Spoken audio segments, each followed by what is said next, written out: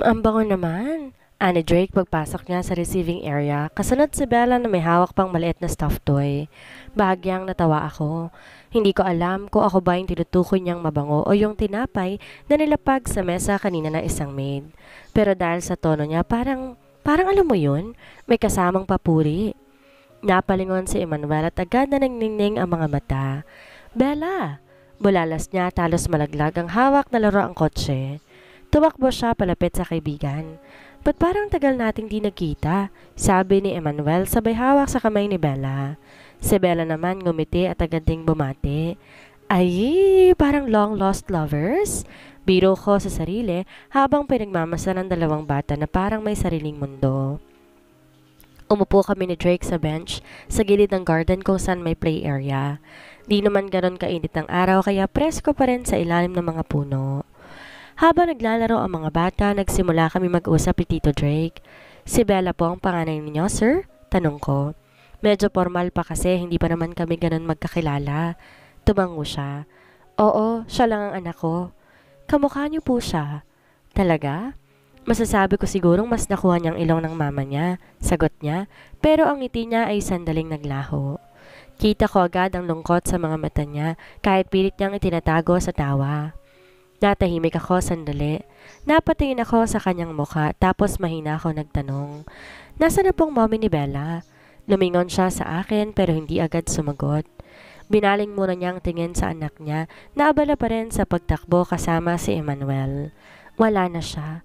Patay na ang asawa ko? Sagot niya. Simple lang pero dama ang bigat sa boses niya. Agad akong napananok. Ay, sorry po. Umiling siya at gumiti ng tipid. Okay lang, matagal na rin. Mga 3 years ago. Kaya lang minsan may mga araw pa rin parang kahapon lang nangyari. Ganon yata talaga kapag mahal mo yung nawala. Bigla akong natahimik. Hindi ko alam kung anong sasabihin. Iba yung tono ng pagkakasabi niya.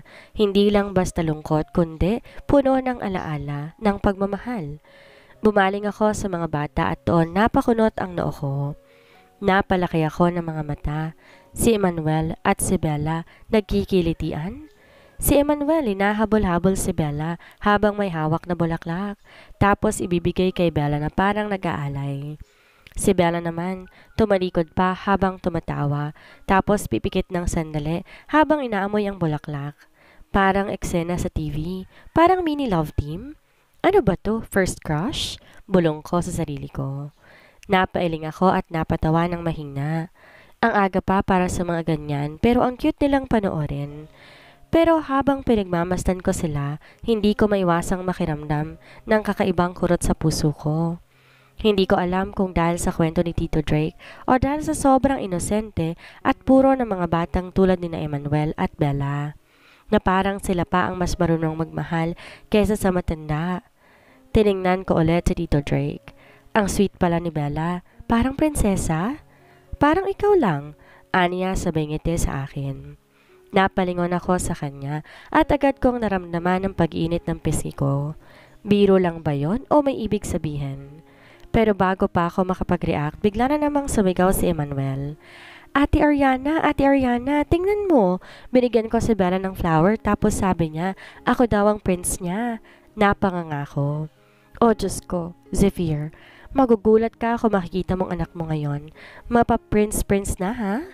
Napatingin ulit ako kay Drake na napahagikik. Parang mabilis yatang ma-fall ang anak ng boss mo. Biro niya. Napangiti ako ng alanganin. Oo nga, pero ang mas iniisip ko ngayon, paano kung di lang si Emmanuel ang mabilis ma-fall? Paano kung pati ako kay Zephyr? Agad kong ipinilig ang ulo ko. Ano ba tong iniisip ko? Pero ang puso ko, aba, parang may sariling tutor class din. Tinuturuan akong maramdaman ng mga hindi ko dapat maramdaman. Tahimik kong pinagmamasdan ng dalawang bata habang nagtatakbuhan sa garden. Parang wala silang pakialam sa mundo. Nakakatuwang panoorin si Emmanuel na aliw kay Bella. Ngayon lang ulit siya naging ganito, kasaya. Pero habang binubuo ko sa isip ang isang komento tungkol sa kanilang puppy love, biglang lumapit si Bella sa akin. Dala ang isang dahon na ginupit pa niyang parang puso. Ate Ariana, sambit niya habang nangingislap ang mga mata. Ngumiti ako. O bakit Bella? Bagay po kayo ni Daddy. Sabi niya sabay abot sa akin ng ginupit niyang dahon. Sabi ni Daddy maganda raw kayo. Saka po mabait kayo kaya bagay po kayo. Parang may napigtas na wiring sa utak ko. Ha? Nanlaki ang mga mata ko. Hindi ko alam kung matatawa ba ako o magugulat. Parang umalingaw-ngaw yung sinabi ni Bella sa loob ng ulo ko. Bagay daw kami? Teka lang Bella. Nauutal kong sagot. Pilit naghahanap ng tamang tugon na hindi makakasakit sa bata. Pero bago pa ako makapagsalita, biglang sumingit si Emmanuel na may hawak pa na isang laruang tren. Bale, Bella, hindi mo pwedeng agawin si Ate Ariana? Siya ang ate ko. Baka maging mama ko pa nga yan eh. What? Literal na halos, mapatigil ang pintig ng puso ko. Napakapit ako sa gilid ng upuan at napatingin din kay Drake na hindi malaman kung tatawa ba o magpapaliwanag. Ano bang sinasabi niyo mga bata? Tanong ko sabay tawa para mapawi naman yung awkwardness. Pero deep inside, gusto kong magtago sa ilalim ng mesa. Ayoko pa na maagaw ni Tito Drake si Ate Ariana. Seryoso pang sabi ni Emmanuel. Nakakunot ang noo habang nilalapit sa akin ng laruan. Akin siya. Siya ang bantay ko at gusto ko lang siya ang kumakain ng sabay sa akin. Namilog ulit ang mga mata ko. Literal na may nagsiselo sa akin at bata pa. Teka, Emmanuel, hindi naman inaagaw ni Bella si Ate Ariana mo. Paliwanag ni Drake habang pinipigilan ng tawa. Nagbibiro lang si Bella, di ba baby? Hindi po ako nagbibiro, sagot ni Bella. Gusto ko lang naman makita na may love si Daddy kasi matagal na siyang malungkot eh. Nagkatinginan kami ni Drake at hindi siya nagsalita. Nakita ko yung lungkot na agad pumasok sa mga mata niya. Ang bata pa ni Bella pero ramdam na niya yung kakulangan ng isang ina sa tahanan nila. Pinilit kong ngumiti. Bella, alam mo, sobrang sweet mo. Pero hindi agad-agad ang love. Kailangan may friendship muna. Sabay kindat ko sa kanya. Opo, sagot niya, pero ngumiti pa rin. Bigla akong naramdaman ang malakas na ihip ng hangin mula sa likod. Parang may presensya at hindi ako nagkamali. Ano tong love na pinag-uusapan dito? Tumigil ang lahat ng galaw ko. That voice. Paglingon ko, si Sir Zephyr. Nakatayo sa may veranda. Hawak ang coat niya sa isang braso. Kita ko ang bahagyang gulo ng buhok na mukhang hinanginan mula sa paglalakad. At higit sa lahat, yung nanilisik niyang tingin na parang may nakita siyang hindi niya gusto. Nagkatinginan kami ni Drake, tapos balik ni Zephyr sa akin. Magandang hapon, Zephyr. Kaswal na bati ni Drake pero kita ang kaunting ngiti sa labi niya. Nagpa-unlock lang ako ng bisita. Hindi mo ako kailangan na barilin ng tingin. Ngumisi si Zephyr ng bahagya pero malamig pa rin ang dating. Mukhang masayang usapan na. May love ba? Hindi ako makakibo. Parang gusto kong lamunin ako ng lupa. Tumikim si Emmanuel sabay yakap sa bewang ko. Daddy, hindi pwede na agawin ni Tito si Ate Ariana ko? Tiningnan ako ni Zephyr. May kakaibang anino sa mga mata niya. Parang selos? Akin lang siya, Daddy. Natigilan ako. Ba't parang di lang si Emmanuel ang pinagsasabihan niya noon at si Zephyr wala siyang sinabi. Pero yung titing niya parang nagsusulat sa hangin. Akin lang siya?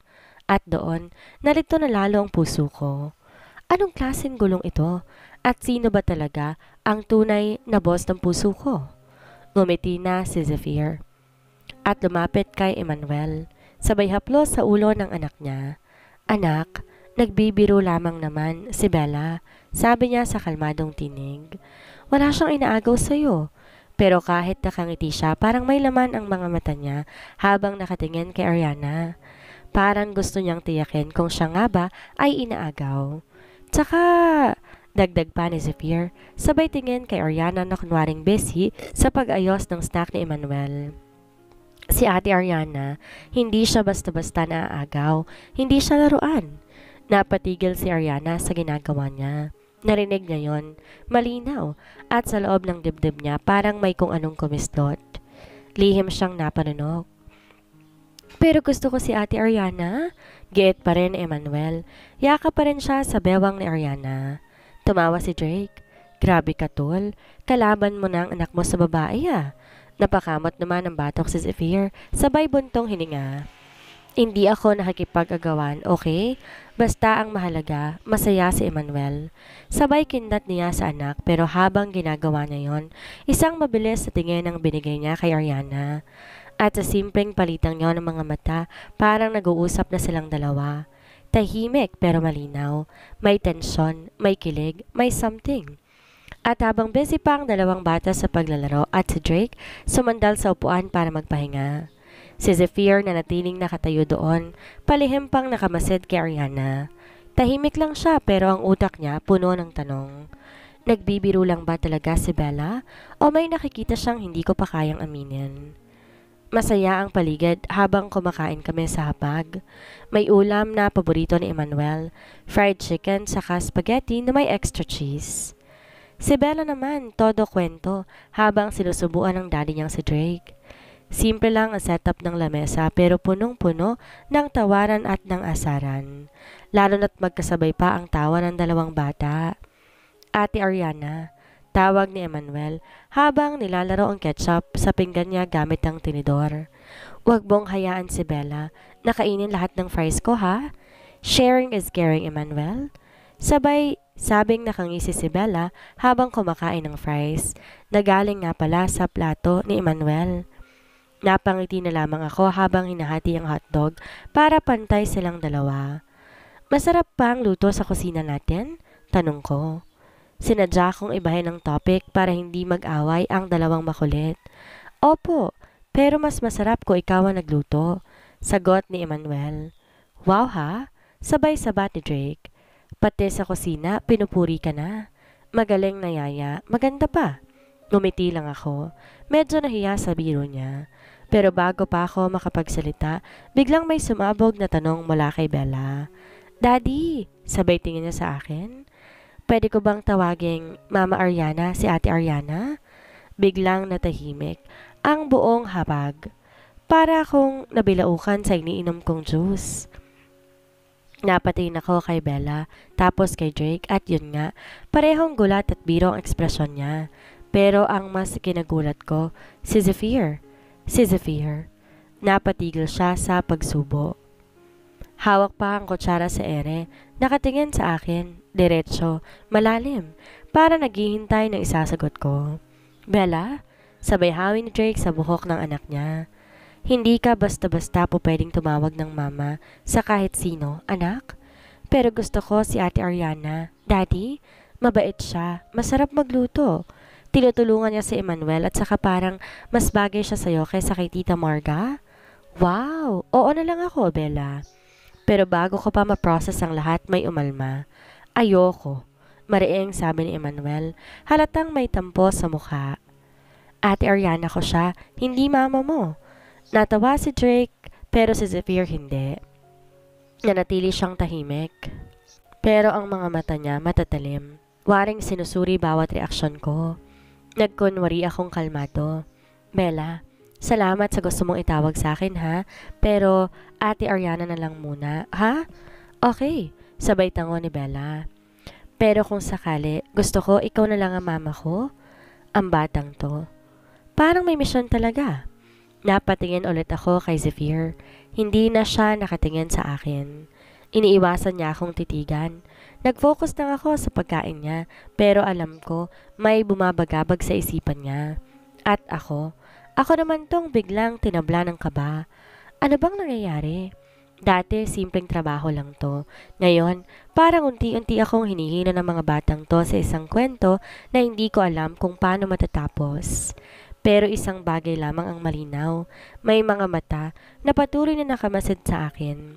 Mata ng isang ama na parang unti-unting natitesting ang limitasyon niya sa pagitan ng kanyang pagiging boss at pagiging lalaki. Busog na busog ako, sigaw ni Bella habang hinihimas ang tiyan niya. Nakatulog na sa pagkain si Emmanuel sa sofa, pero nang marinig ang sigaw ni Bella, napamulat agad. E di umuwi na kayo? Biglang sabi ni Emmanuel, sabay tago ng unan sa dibdib. Napakunot ang noo ko habang pinapanood ang dalawa. Parang dalawang kuting na parehong gusto na isang laruan at ako ang laruan. Habang nagliligpit ako ng pinagkainan, lumapit si Bella, sabay hawak sa laylayan ng blouse ko. Ate Ariana, pwede bang dito ako matulog? Tanong niya. Nakatingala at parang may bilog na parang hindi po pwedeng tanggihan. Bigla namang tumayo si Emmanuel, parang alertong sundalo. Hindi pwede. Dito si Ate Ariana, yaya ko siya. Di doon ka na lang sa kwarto ng daddy mo, sabay irap ni Bella. Ikaw, umuwi ka na lang sa daddy mo. Balik naman ni Emmanuel, sabay lapit sa akin na mahigpit na niyakap ang bewang ko. Parang sinasabi na sa buong mundo na akin to. Ay Diyos ko, ano ba to? Napatin ako kina Drake at Zephyr na parehong nag-uusap sa gilid. Nagbabahagi na ng tungkol sa business at kung anik-anik pa. Walang kalam-alam sa digmaan ng mga anak nila sa harapan ko. Kids? Sinimulan ko habang nakaluhod sa pagitan nilang dalawa. Bella, gusto mo bang maglaro na lang kayo bukas ulit ni Emmanuel? Baka kasi hinanap ka na ni daddy mo. Hindi po. Pwede naman pong dito na lang siyang matulog. Wala naman pong problema. 'Di ba, daddy? Tanong ni Bella sabay ningon kay Drake. Napakamot si Drake sabay tango. Kung okay lang kay Ariana, walang kaso sa akin. Napatingin ako kay Zephyr. Tahimik pa rin siya. Pero ang mga mata niya, hindi sa akin nakatingin kundi kay Emmanuel. Parang may binabasa sa anak niya na ako lang yatang hindi maintindihan. Pero ayoko, mariing sabi ni Emmanuel. Pag natulog si Bella dito, baka agawin niya si Ate Ariana. Hindi kita aagawan. Gusto ko lang siya kasi mabait siya. Tsaka gusto ko ng mama. Ay, eto na naman tayo.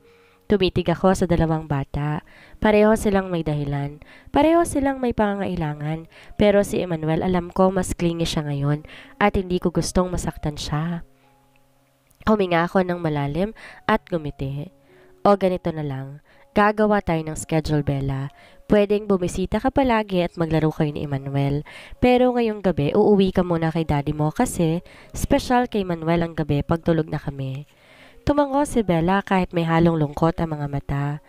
Okay po, basta bukas Ate Ariana ha? Yes, sweetheart, promise. Pagkalipat ng paningin ko kay Emmanuel, nakita ko, ngumiti na siya ng palihim. Hinawakan niya ang kamay ko.